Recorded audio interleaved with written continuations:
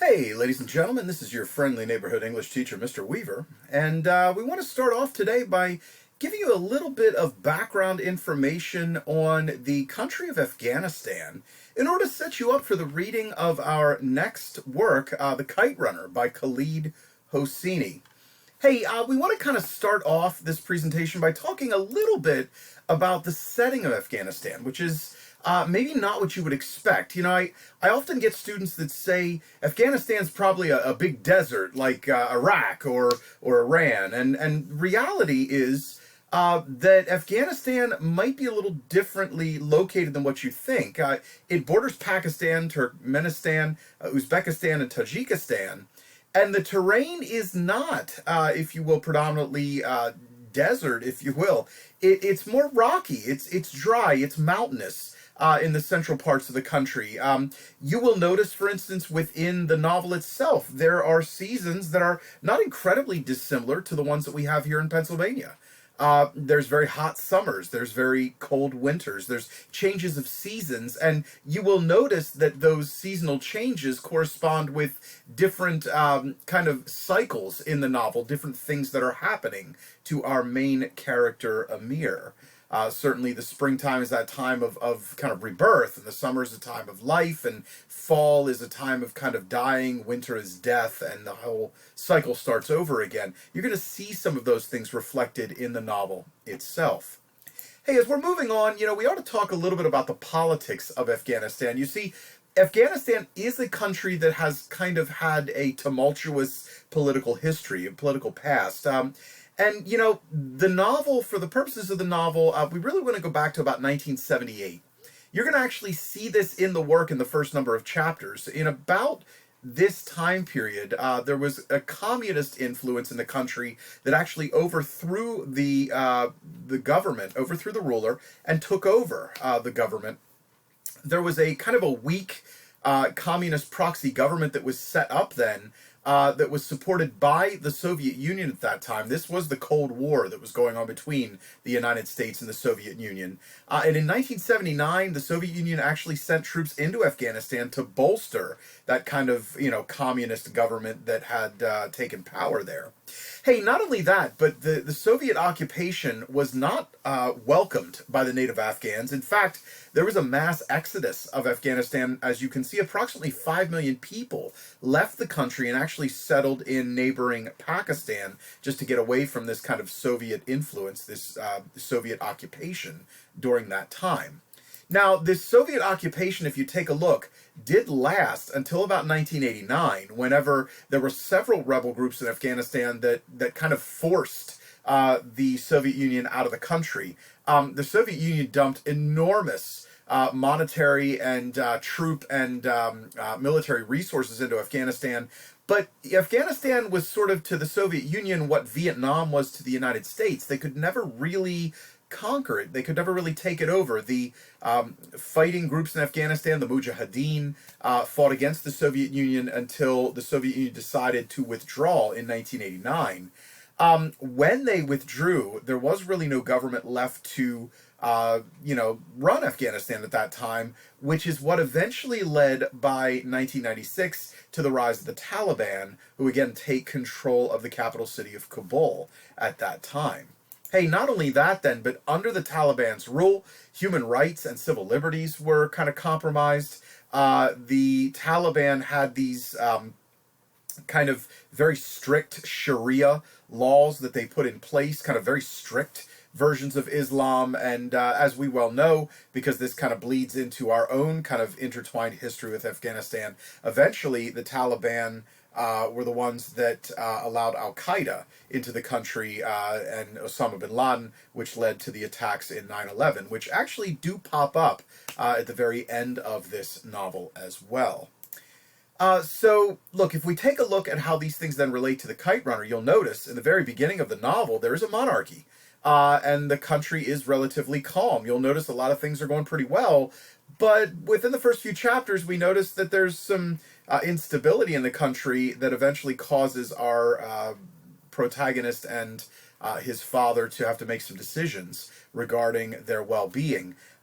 You will notice there is a second half of this novel as well, where there's kind of a return to Afghanistan, where the Taliban are now in power, and Afghanistan is no longer the Afghanistan that our protagonist remembers as a child. It is instead a terribly dangerous place where there's a lot of people and very compromised situations. So you're certainly going to see that in the second half of the novel as well.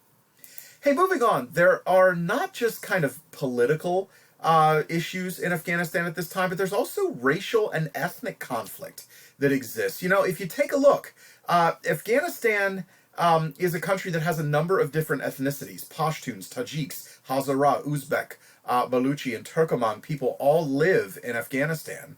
And if you take a look, the racial kind of division really is pronounced when it comes to the two groups, the Hazara and the Pashtuns. You see, the Pashtuns are the majority race. They're the ruling class. They look sort of like the girl in the picture. They look maybe Middle Eastern in their appearance. And again, they discriminated vehemently against the Hazara, certainly during their time in power in Afghanistan. You see, the Hazara, if you take a look, especially at the pictures, have much more kind of Asian features.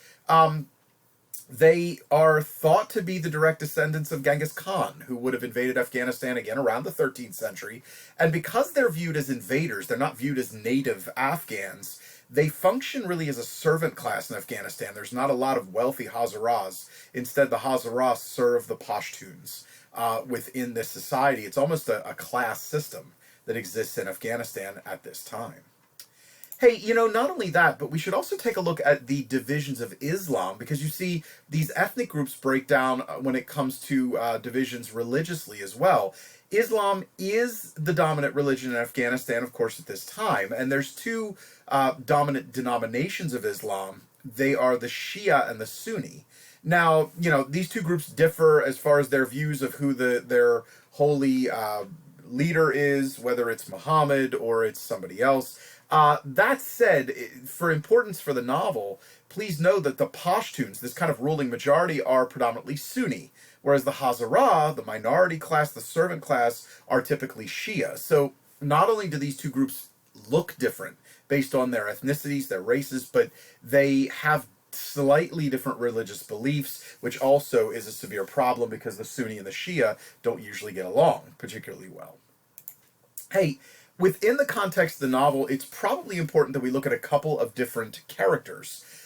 Look, I've been mentioning our protagonist, our main character. He is also the narrator. This novel is written kind of from a first-person perspective, looking through his eyes. His name is Amir.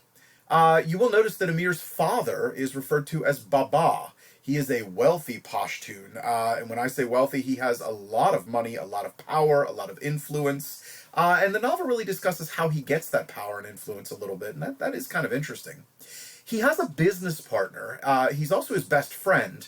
His name is Rahim Khan. Rahim Khan essentially acts as an uncle to Amir, and it's interesting to point out that Rahim Khan is actually, it seems, closer to Amir than Amir's own father. There's reasons for that you're going to uncover as we get deeper into the novel.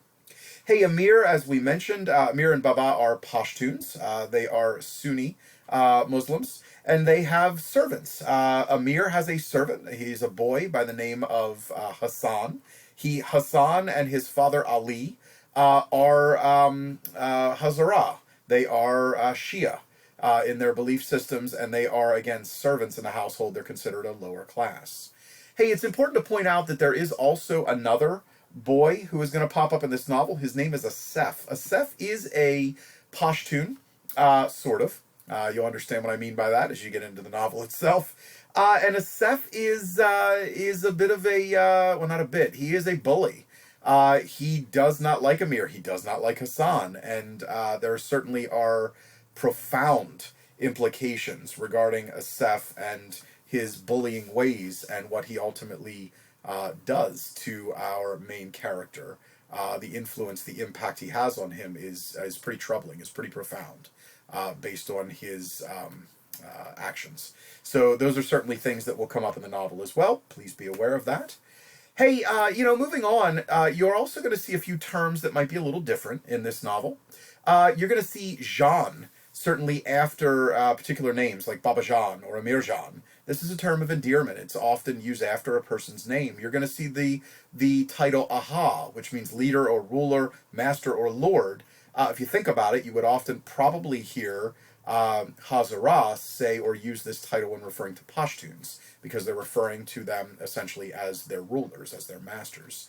You're going to hear the word Sahib, which is friend. As well, naan is something that's eaten. It's bread over there. There's some of these kinds of terms that pop up within the novel. So, as we're kind of finishing up, here are some essential questions that I'd like you to consider. These are really questions that are central, very important to the novel itself. First of all, is it possible to make amends for things you've done wrong? You know, have you ever done something wrong and wondered, can you come back from that? And, you know, kind of adjoining that question, if you look right below it, are there some things you can't be forgiven for doing wrong? Like, are there some things that are so wrong that you just can't come back from them? Are there some sins or, you know, crimes, if you will, that you can't correct, that you can't make up for, that you can't forgive or forget?